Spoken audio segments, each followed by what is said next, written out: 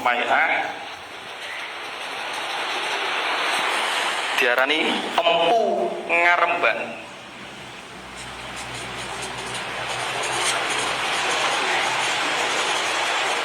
Nah, empu ngaremban ku dununge budi. Budi niku kesadaran.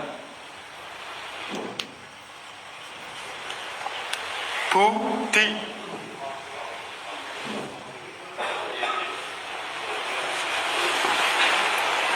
Ditunggoni kalih sinten Wisnu. Napa kok Wisnu? Dewa Wisnu itu gelare Narayana. Narayana itu banyu. Makanya sing nunggu jejerin tirta amerta niku budi. Makanya rande budi mesti rande pakerti.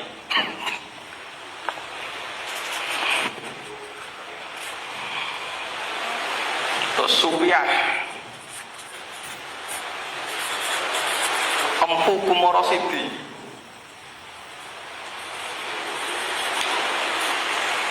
Niki sing nunggu idep utawa idep niku pikiran atau disebut manah. Manah niku sanes ati, manah niku pikiran. Utek nggih, pikiran, membentuk pikiran. Thought nggih, pikiran. Makanya pikiran niku angin-anginan, sok ngono ketut kono ketut kene. Mergo sifate kaya dene angin. Dan nek budi niku madhep mantep, ora gampang goyah. Makanya diarani rasa sejati, sejati ning rasa. Terus amarah niku getih, ya.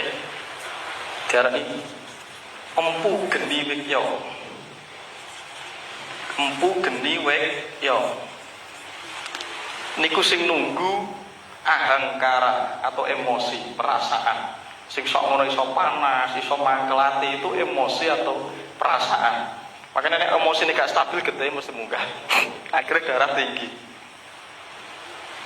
Ahangkara itu perasaan. Makanya angkara murka atau juga bisa disebut emosi. Terus lawamah.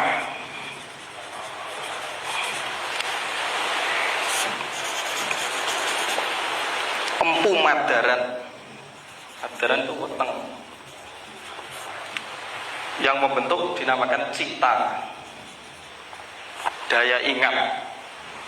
Jadi jenengan nek ngeling-elingin nganggo utek, padahal nganggo weteng. Makanya nek jenengan iso poso, ingatan tubuh Anda itu lebih jujur daripada ingatan ahangkara dan pikiran Anda.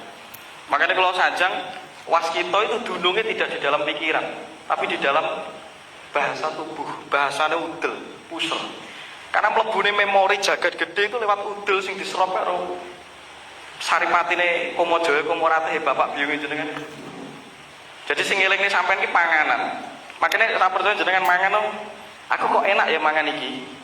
Berarti ilatmu itu sudah pernah merekam dari zaman dulu. Makanya ilat kuping awake dhewe iki ora padha, senengane aja digawe padha, dhewe-dhewe tergantung tingkat merekame.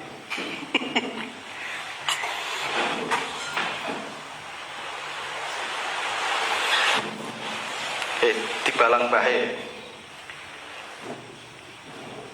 Nah ini minimal sampai niki. Nggih. Nek wis teko iki itu disebut sastra Jendra Hayuningrat. Sampai ke sini. Sastra Jendra Hayuningrat. Dadi konsep siji niki sekutu dikatane sedulur papat kaki among nini among. Nggih. Niku kakang kawah adi ari-ari kan mesti sedang sebut ngoten to. Kaki among nini among. Singkang jaga ngreksa kan ngoten. Terserah jenengan nyebutnya piye, orang Jawa Baru menyebutnya begitu. Rogo jiwaku. Ya jelas toh jenengan nalika jabang bayi sinten sing dampingi? Ya ini. Nah itu ajaran orang Jawa tingkatan 1 mesti ngugem tentang kaki among nini among sedulur papat. Lah mangke sing keloro kadiat mikan. Dari sedulur papat digawe kadiat mikan dan diolah menjadi kawisesan, karosan, gawe kerja. Jadi jenengan iso kerja, iso makarya iku mergo duwe kadiat mikat. Sedulur papat dalam bentuk buta. Nah ini gak dikendaleni berlebihan, ya serakah. Ya angkara murka. Baru nek wis iso kerja mangan diarani kanoman, ngerti carane mangan, ngerti carane makarya, tahu caranya hidup. Baru masuk ketiga, kandapat sari. Itu tentang ilmu kapanditan. Jadi sudah mulai mengolah intelektual, kudu lebih iso mikir, dewasa, memperhitungkan sesuatu yang ada. Baru nek wis mlebu ning kandapat Jawata, iki golek kawruh. Awar-aware roh batin. Makanya disebut yang keempat ini disebut Sastra Jendra Hayuningrat. Baru mlebu ning kamuksan, ini disebut sangkan paraning dumadi. Nah di titik ini niki wis mlebur. Ini saya ulas melebur karena di titik ini saka 4, 5 iki diringkes dadi loro. Siji jenengan ki eneng mergo sifat Adam, sifat Kawa, Hawa. Nah bagi orang Jawa kuno Adam iki diarani lanang. Nggih, lanang, tegak, alim, disebut Sang Hyang Alu atau lingga.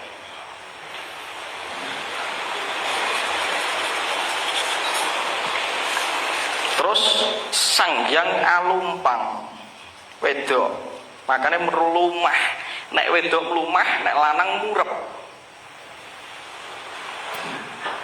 Makanya badan Adam ing sakjroning badan sarira, sakjroning telenge. Makanya wong Jawa niki iso punar bawa, punar iki iso eneng neh, eneng neh, eneng neh. Kok kuwi? Jadi nyoto nggih. Jadi selama ini ilmu Jawa itu kasunyatan menjadi tidak nyata karena adanya gugon tuhun dan pasemon yang tidak diudari. Mau letterlek tadi ditelan mentah-mentah, akhirnya tahayul. Wah aku diganggu mbahku. Mbahmu ning ndi? Wis ning jero awakmu dhewe mbahmu. Wis sampurna karo kowe dhewe. Makane enten konsep diarani segeh atau suguh. Disuguhi tegese mbahmu ki ben eling, mbahmu ki sudah digetih, dadi balung, dadi sumsum. Ruwaten awakmu dhewe melalui sedulur papat ini. Lah niki sing alu lanang niki diarani Bapa Pura Akoso atau Brawijaya. Lah biyunge diarani Wulandari atau Mega Pura Gayatri Pratiwi. Lah mergo nek pun jenengan mlebet mriki disanepakne besok nalika arep pesat nyawa, pesat pati, jenengan ditekoni. Pertama sing ditekoni sapa bapakmu? Sapa ibumu? Ditekoni karo sukma kawekas. Lah nek sedulurmu ning kene iki ngerti bapak ibune awake dhewe iki sapa? Ya iki ya iki. Nek dudu kuwi iki. Nah ini nek dijejerke nggih urutane sedulur papat yang ke-1 ini membentuk namanya badan sarira kasar.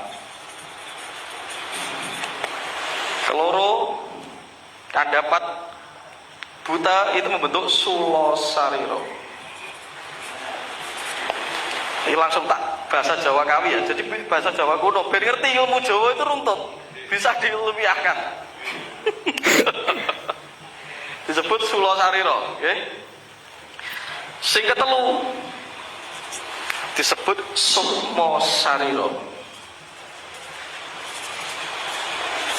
Ini ajaran sedulur papat yang dikembangkan oleh leluhur kita dan dipakai oleh Mahapati Gajah Mada, akhirnya bisa membangun Majapahit gede. Baru yang keempat, okay, itu disebut sukmo sayakti atau sukmo kawekas.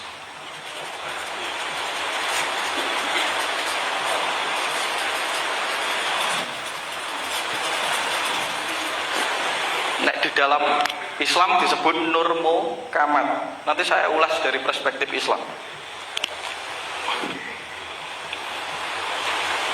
Sing kelima ini mokso.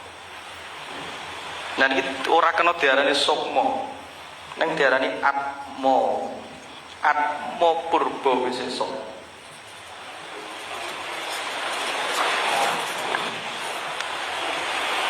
Lah ini peta mapping perjalanan mbiyen kowe ra eneng, saiki eneng, besok balik ra eneng, itu kudu ndelok saka larian iki.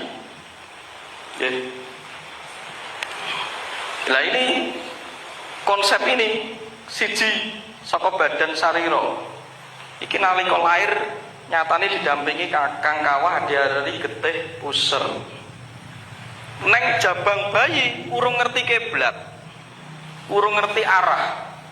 Makanya bingung soal arah.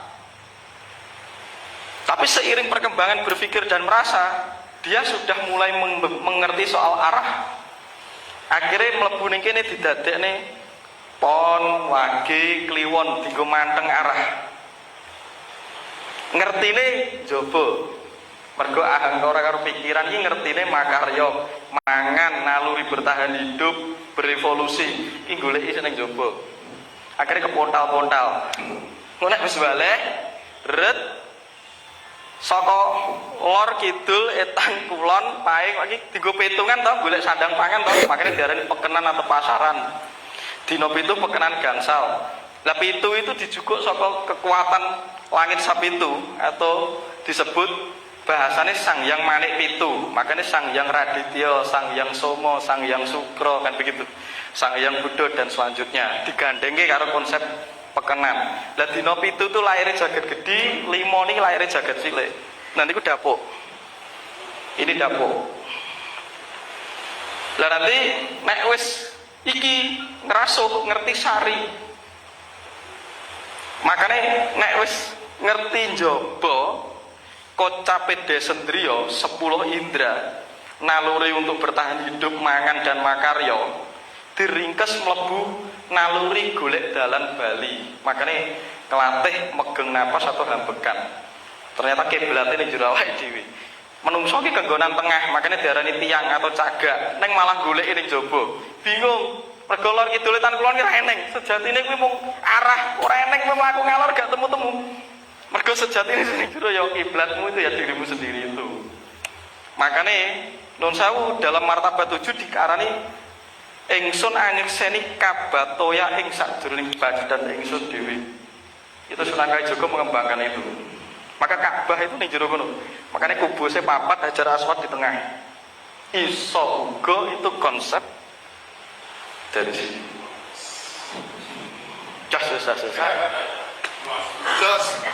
Dan enten gerakan dinamakan tawaf, nggih. Leluhur mempercayai dua hukum di dalam kehidupan. Niku bentuknya bunder. Nggih. Sing siji diarani cakra manggilingan berputar. Iki ra eneng. Iki biyen gak eneng, saiki eneng bakal ra eneng. Srengenge padha ae, jedul tengah ilang. Niku jenengan matne ten jagat gedhe niki. Bar cakra manggilingan itu diarani samsara, kaca rasa, pantulan celmin. Makanya wong Jawa ngawe ajaran disebut ngunduh wahing pakerti. Apa yang Anda pantulkan dari sikap berpikir, merasa dan tindakan itu akan balik ke Anda sendiri. Karena jagat raya itu adalah Sang Hyang Maya Tatwa. Awake dhewe iki ngaca ya. Kowe elek ya oleh melek. Nah sekarang dikembangkan di dunia barat namanya law of attraction. Sesuatu yang mirip akan saling tarik menarik. Terus digolek duit bisnis. Nah ternyata dimulai dari situ diajari wong Jawa konsep yang harus diketemui ketika kamu pengen menjadi besar, beradab dan kaya. Ubahan kualitas batinmu dulu. Karena di dalam batin yang kaya dan bersyukur, apa wae ketekan. Lho percaya apa wae ketekan. Tapi nek di dalam batin yang kemerungsung, sumpek apa wae. Rezeki yo angel. Karena simpulnya Anda tutup sendiri. Makanya wong Jawa konsepnya apa? Ayam tentrem dhisik. Dimulai dari dasar pertama namanya nerimo ing pandum. Nerimo sih. Karena di saat kita menerima, ahangkara dan pikiran kita renyep set bening. Dan di dalam kebeningan itu Anda bisa mengakses jatah-jatah sampean. Dan jatah ora teko ditutup dhewe nganggo sawan bendu. Karena buta ini masih melingkar di dalam diri kita, urung dipepes. Makanya sifatnya isih angkara-murka. Ketika kakang kawah ini menggoda panjenengan, urip iki isine wedi. Ora madhep mantep. Ketika adi-ari-ari itu menggoda Anda, serakah, pengennya mangan sifatnya adi-ari. Makanya adi-ari itu dikonsepkan sebagai supiah, angin, geden angen-angen, mesti kebentung ing tawas kesanduk ing rata. Penderitaan. Nah ini perjalanan dari leluhur Nusantara. Makanya tidak menutup kemungkinan ada 3 fase yang dipengaruhi oleh pendatang. Ya akhirnya diakulturasi karo leluhur. Karena leluhur itu pertama tidak pernah mengajarkan konsep ini belum ada. Makanya bener nih diarani kitab teles. Karena yang dipahami leluhur hanya hawa atau energi. Dan si energi ini harus dikelola agar membentuk sikap berpikir, merasa, bertindak yang tepat dan harmonis. Nah buah dari 3 pengelolaan energi, maka leluhur selalu lakon. Bareng ini lakon, baru diwedari begitu. Karena dia tahu ketika kamu tidak berada dalam tataran energi atau yang kondisi prima, tak wejangono ilmu wis ora bakal canda, karena isine mau kemerungsung karo atimu dhewe begitu. Itu konsep leluhur. Baru ketika tertata dari dalam, diwejangi, mentes, masuk ke dalam. Baru engkau lagi membentuk 3 prinsip di Nusantara yang tidak bisa diganggu-gugat. Diambil dari dasar Trimurti, Sabda, dan Guna. 1, gotong royong. Kenapa gotong royong? Karena kita terdiri dari perbedaan yang manunggal. Makanya Bhinneka Tunggal Ika. Kenapa? Jenengan belajar dari jagat cilik. Ini kan satu tubuh, jagat alit ini. Ini kan enten kuping, irung, mripat, cangkem. Kan duwe kuasa dewi-dewi. Beda-beda ning dalam satu tubuh. Dan jenengan padha. Beda-beda ning dalam satu kesatuan yang disebut Tuhan semesta alam. Jadi rasa beda-beda nilai. Akhirnya ternyata kalau diamati, memang urip iki sistem gotong royong. Dimulai dari struktur partikel sel yang bekerja sama, baru membentuk otot, sumsum, balung, getih, otot, kulit, wulu. Kalau ini sudah membeda antara kuping karo mripat, sudah tidak manunggal, pasti bergeser. Maka sistem gotong royong itu nomor 1. Kedua, toleransi. Karena di dalam perbedaan ternyata dalam satu tubuh. Nah itu diterapkan dalam kehidupan orang-orang di sekelilingnya. Baru kerukunan. Ketika 3 ini dipegang, Jan Nuswantara itu bangkit. Maka konsep yang digemakan Soekarno itu kesatuan, persatuan dari suku-suku yang menyatu. Kenapa suku? Suku ini sikil. Jadi tidak sikil lagi podo nyatu kabeh melaku yo enteng gitu. Tapi kalau konsep ini masih belum diajarkan, ini akan hancur. Bangsa kita akan hancur.